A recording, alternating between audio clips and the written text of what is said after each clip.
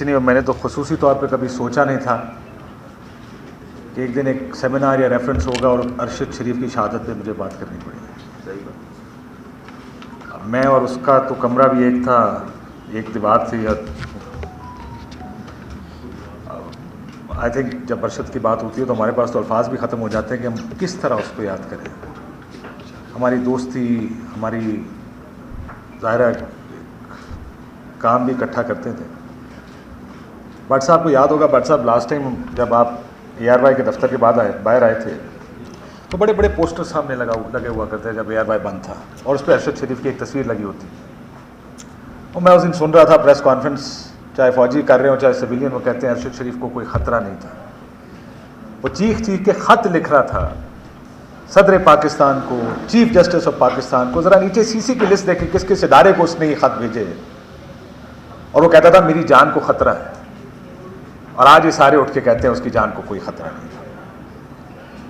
इस मुल्क में आप किसी के ऊपर गद्दारी और बगावत के मुकदमे कर दें, 16 FIR आप उस पर करें, चमन से गिलगित बल्तिस्तान तक, और आप कहते हैं उसकी जान को कोई ख़तरा नहीं।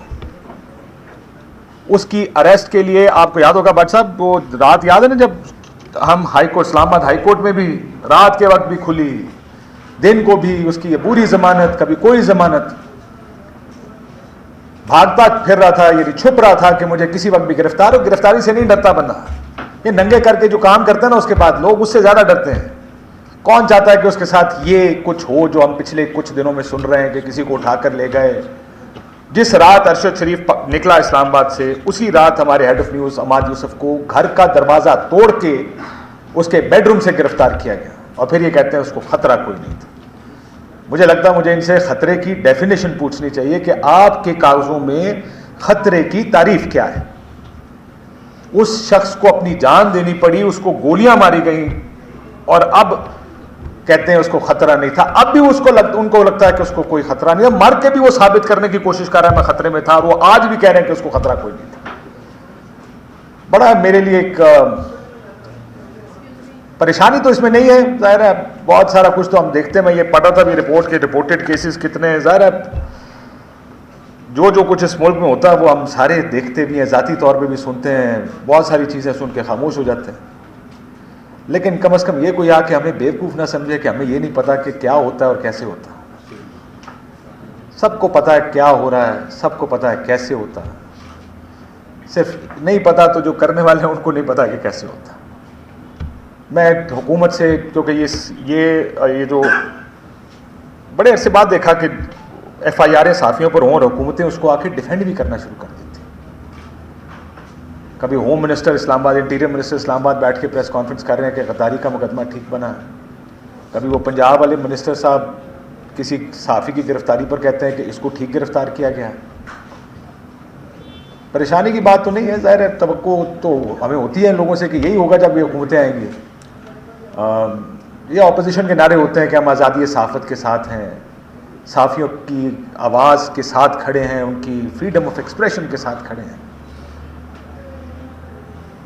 पिछले 6 महीने में हमारे इदारे को न सिर्फ बंद किया गया, 6-7 लोगों पर मुकदमे बनाए गए, FIR दर्ज की गई, गिरफ्तार किया गया। अब एक बंदा अरशद शरीफ मर भी गया और शहीद हो गया, और ये आज भी जब TV पर आते हैं कहते हैं हम डेमोक्रेट्स हैं और आज़ादी सहाफ़त के साथ हैं। नहीं है कोई, इनको सिर्फ उस वक्त सहाफ़त चाहिए जब ये अपोजिशन में होते हैं, और ये सबके लिए ऐसे ही है। ये ना समझे को कोई एक ऐसा है और कोई एक ऐसा नहीं है। सियासी जमातों को सहाफ़ी सिर्फ अपोजिशन में अच्छा लगता है।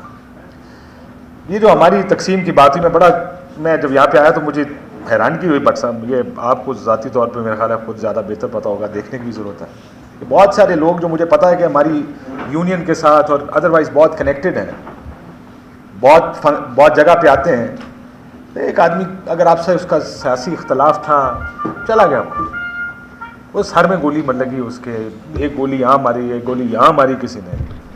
अब तो इख्तलाफ हमें बुला देने चाहिए थे।